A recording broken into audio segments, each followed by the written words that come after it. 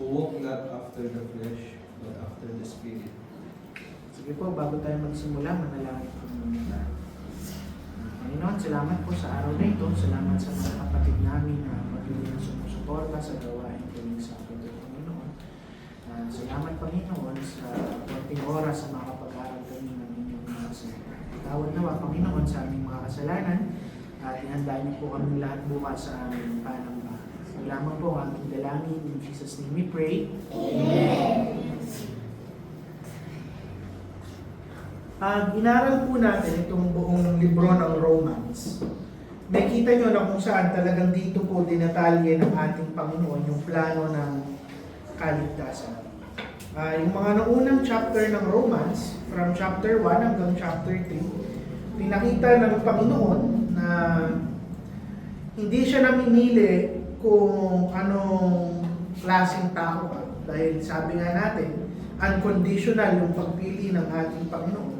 Sabi doon, Hudyo ka man o hintil, dahil pare-pareho lang naman tayong guilty sa harap ng Panginoon. Lahat ng tao na inilapit sa Kanya ng Kanyang Ama, yun ang Kanyang ililigtas.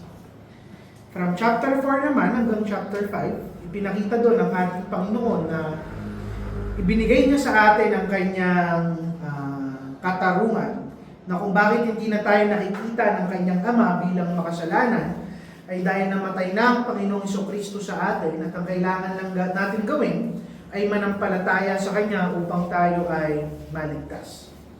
Sa chapter 6 naman hanggang chapter 7, pinakita doon ni Paul na kahit ang mga mananampalataya na o yung mga taong ligtas na, nag-i-struggle pa rin tayo sa ating kasalanan, pero binigyan na tayo ng buhay, bagong buhay ng ating Panginoong Jesucristo. At pagdating naman dito sa chapter 8, sa binasa natin sa verse 1, pinapakita naman sa atin yan na kung ikaw ay tunay na ligtas, tunay na pinili ng Panginoon, tunay na may relasyon sa Kanya, binibigyan ka ng Panginoon ng isang kasiguraduhan. At ano yon? Ang sabi doon, there is therefore now no condemnation to them which are in Christ Jesus. Isa po ito sa mga pinakamagandang katotohanan sa Biblia na bagamat sa lahat ng nagawa natin, lahat ng kasalanan natin, lahat ng karumihan natin, ang pangako ng Panginoon sa mga tao na nakay Kristo na, wala nang kaparusahan na ibibigay ang ating Panginoon. Na sigurado ang Kanyang kapatawaran, sigurado ang eternal na buhay na ibinigay sa bawat isang tumanggap sa Kanyang anak. So, 3 punto lamang po yung Bible study natin sa hapon na ito. Una, yung katotohanan ng kaparusahan ng ating Panginoon. Pangalawa, yung paglaya ng mga tao sa kaparusahan ng ating Panginoon. At pangatlo, yung resulta sa buhay ng mga tao na hindi natatanggap ng kaparusahan sa ating Panginoon. So una, tingnan muna natin yung realidad ng kaparusahan. Sabi doon, ginamit yung salitang condemnation. Bakit kaya ginamit ito? Dahil unawa ng ating Panginoon at alam niya, at dapat rin natin malaman, na tayong mga tao, lahat ng taong ipapanganak sa mundong to, under kaagad sila ng kaparusahan ng Panginoon. By nature, lahat ng taong ipapanganak ay makasalanan. Hindi po totoo yung sinasabi ng mga tao at ng mga magulang na kapag lumabas yung kanilang mga baby, tinatawag nilang mga angel. Dahil ang sabi sa Biblia, nasa sinapupunan pa lang tayo na ay makasalanan. Ang sabi sa Romans 3:23, lahat ng tao ay nagkasala at lahat tayo, kulang tayo sa standard ng ating Panginoon. At sabi sa John 3:18, he that believeth not is condemned already. Na lahat ng tao na hindi mananampalataya, lahat sila ay condemned. At lahat naman ng tao ay pinanganak sa mundong to, hindi kaagad nananampalataya. At totoo po ito, na lahat tayo under kaagad sa kaparusahan ng Panginoon. Dahil tayo ay makasalanan. Sabi ko nga sa inyo noon, hindi mo kailangan turuan ng isang batang magsinungaling, magdamot, manakit, sumagot sa kanyang magulang, automatic yan na nagagawa ng isang bata. Walang magulang na nagturo sa kanyang anak na magsinungaling o awayin yung kanyang kalaro o yung kanyang kapatid. Ibig sabihin, lahat tayo, dahil sa pagkabata pa lang natin, nagkakasala na tayo. Nandun na tayo sa ilalim ng kaparusahan ng ating Panginoon. At itong kaparusahan na to, kung iniisip natin na matatanggap natin ito kapag namatay lamang tayo, hindi po. Yung condemnation na ito, pareho yan sa araw na ito at pagkatapos nating mamatay at magiging eternal ito. Ngayon pa lang, ang bawat isang tao na hindi nananampalataya sa ating Panginoon, nandun na sila sa ilalim ng galit ng ating Panginoon. John 3:36. Pero hindi lamang po ito sa araw na ito. Kahit sa eternal, pagkatapos nating mamatay, at ito yung mas mahirap. Revelations 20:15, ang sabi doon, yung pinaka-judgment, pinaka-paghuhusga, pinaka-kaparusahan na ibibigay ng ating Panginoon. Walang iba kung hindi ang lugar ng impyerno, na tinatawag ng ating Panginoon at ng Biblia ang pangalawa nating kamatayan. Kaya ang sabi sa Biblia, ang mga tao na 2 beses ipinanganak, 1 beses lang sila mamamatay. Pero yung mga taong 1 beses lang ipinanganak, 2 ulit silang mamamatay. Pero ang masakit, yung pangalawang kamatayan, hindi natatapos. Eternal ang kaparusahan ng ating Panginoon. Now, ano ngayon yung kailangan matutunan ng bawat isang nakikinig ngayon? Bata man o matanda. Kung hindi ka pa sigurado sa estado mo, hindi ka pa sigurado sa relasyon mo sa Panginoon, o alam mo na hindi ka pa talaga tunay na nananampalataya at nagsisisi sa iyong kasalanan, masakit man tanggapin, pero ang katotohanan, nandun ka pa rin sa ilalim ng galit ng ating Panginoon.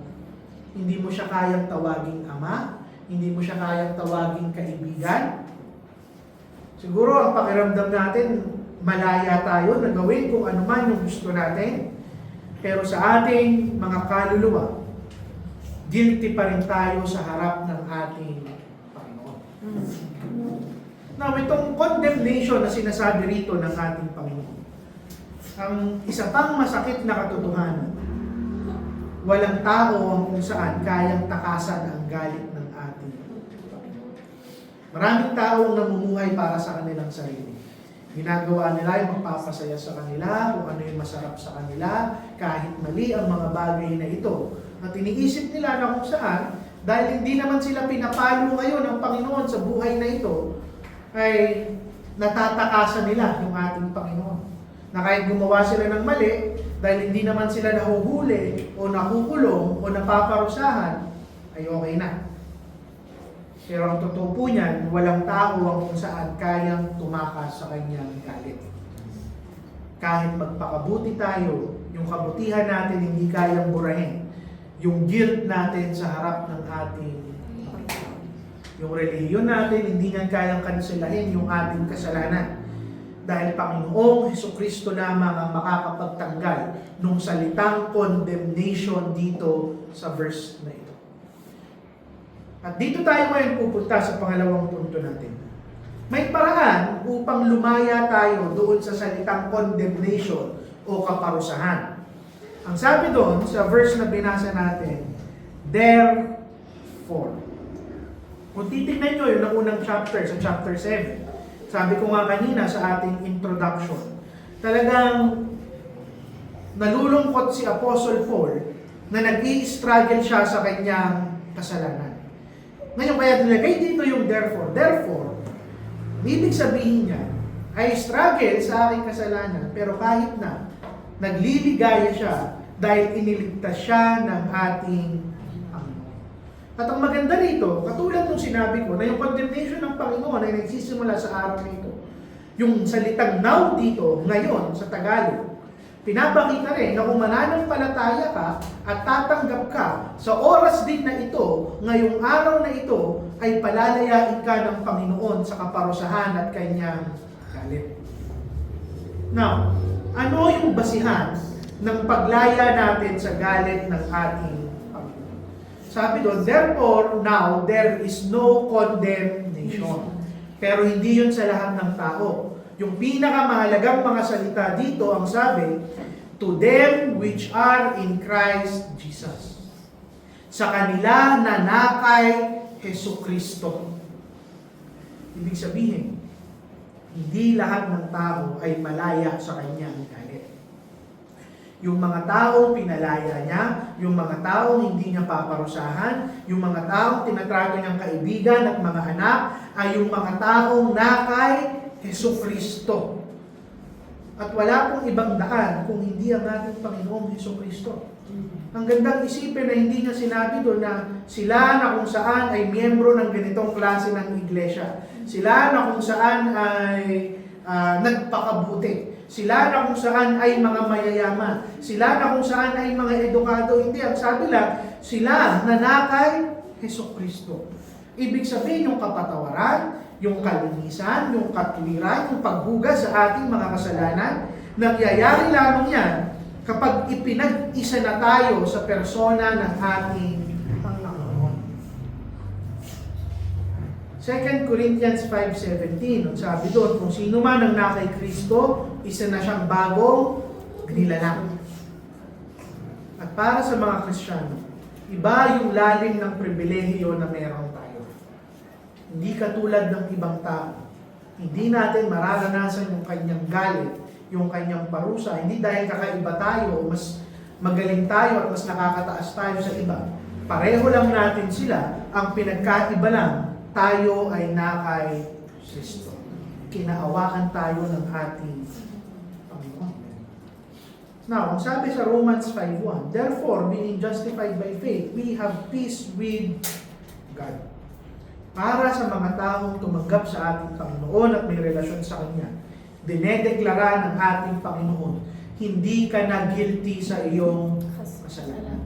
Ibig bang sabihin nun dahil hindi tayo nagkasala? Hindi. Pero dahil yung kasalanan na ginawa mo, may nagbayad na at may naparusahan na sa mga ginawa mo. Dinala ng Panginoon ang kasalanan mo. At yun lang yung dahilan kung bakit kayang sabihin ng Ama na hindi ka guilty. Now, ano ngayon yung application niyan sa bawat isang nakikinig ngayon? Kung wala ka pa kay Kristo, wala pa sa'yo yung pangako ng Romans 8:1. Nasa iyo pa yung condemnation. Itong pangakong ito ay para lamang sa mga nagsisi at nagtiwala sa ating Panginoong Jesucristo. Sila lang ang kayang magsabi, I have no condemnation. At yung pangatlo at panghuling punto, actually para na to sa mga Kristiyano ngayon na nakikinig. Kung sinasabi mo ngayon that united ka na sa Panginoong Jesucristo, isa ka na kay Kristo, wala na sa iyo yung kaparusahan, ibig sabihin, dapat yan may resulta sa iyo yung pagtanggal ng Panginoon ng kanyang galit. Sabi doon, who walk not after the flesh, but after the Spirit. Na hindi ka na lumalakad ayon sa dikta ng iyong laman. Kung hindi na naaayon sa dikta ng banal na Espiritu. Hindi niyan ibig sabihin na kailangan mo munang magpakabanal bago ka maligtas, bago matanggal yung kaparusahan mo. Hindi. Pero ang sinasabi dyan ng Panginoon, kung i-claim mo na tumanggap ka, united ka kay Kristo, at sinasabi mo hindi mo natatanggapin yung kanyang galit at kaparusahan, dapat nakikita yan bilang ebidensya kung sa paano ka lumalakad sa buhay mo araw-araw. Sabi sa Galatians 5:16, we walk in the Spirit. Lumalakad tayo ayon sa dikta ng banal na Espiritu. Lumalakad tayo ng may kabanalan. Namumuhay tayo ng may kabanalan. Na yung mga dating bagay na ginagawa natin, na nasasarapan tayo at nasisiyahan tayo, ngayon kinagagalitan na natin, kinasusukahan na natin, kinasusuklaman na natin. Ibig sabihin, mararamdaman mo lang yung assurance, yung kasiguraduhan na ikaw ay kay Kristo. Kung ikaw mismo nakikita mo na binago ng Panginoon ang iyong pamumuhay. Dahil kung hindi naman binago ng Panginoon ang pamumuhay mo at hindi ka lumalakad ng may kabanalan, nasa iyo ang lahat ng dahilan upang magtaka at magduda kung ikaw talaga ay nakay Kristo. Pero kung namumuhay ka ng tama, pwede kang mamuhay ng may kalayaan sa takot mo dahil hindi mo kailangan matakot sa parusa ng ating Panginoon. Alam nyo, hindi lang kasi kaligtasan yung ibinigay ng Panginoon. The moment na united ka sa Panginoong Jesucristo, hindi niya lang tinatanggal yung parusa, pero binibigyan ka niya ng bagong pagkatao.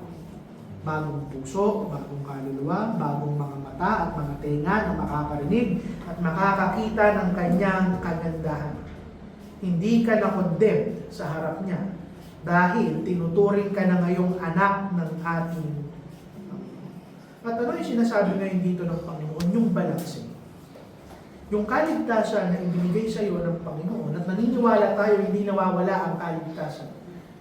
Sinasabi ng mga tao, kung hindi naman pala nawawala ang kaligtasan ko, pagkatapos kong maligtas, edi pwede ko nang gawin yung lahat ng kasalanan na pwede ko gawin.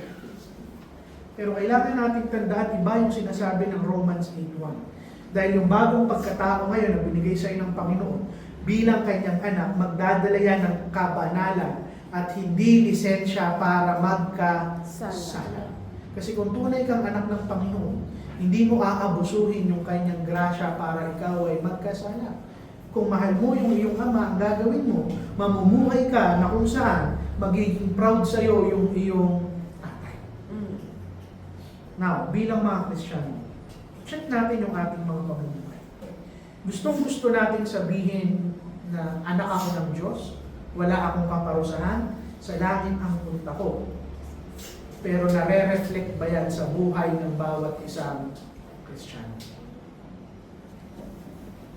Ngayon, bilang pagtatapos, inaral natin yung realidad ng kaparusahan, paglaya natin sa kaparusahan sa pamamagitan ng persona ng Panginoon, at ano yung dapat nitong maging resulta.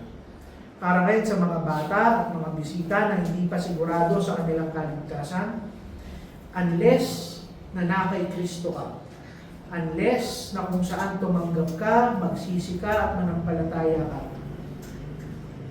ang masakit na katotohanan, nandito pa rin tayo sa galit ng ating. Huwag nating i-delay yung kaligtasan. Ang sabi ng Biblia, today is the day of salvation. Ngayon ang araw ng kaligtasan. Bakit? Dahil hindi mo alam kung mamaya paglabas natin, masagasaan tayo. Hindi natin alam kung pagtulog natin, hindi na tayo magising. Pero ngayon, naririnig mo sa kanyang salita, ibinibigay niya sa iyo ang grasya, ang habag at ang awa. Ang kailangan mo lang gawin, magsisi at manampalataya, at pwede mo nang tanggapin yung pangako niya na wala kang kaparusahan na matatanggap. Para naman sa mga mananampalataya, kung ipinagmamalaki natin yung ating kaligtasan at masaya tayo sa ating kaligtasan, sana maipakita natin yan sa ating pamumuhay. We walk not after the flesh, but we walk in spirit. Dahil hindi lang langit at kaligtasan ang sigaw ng buhay ng isang Kristiyano, kung hindi kabanalan. Diyan na po muna natin tatapusin ang ating weekly devotion. Kung sino na lang po may gustong i-share, prayer request,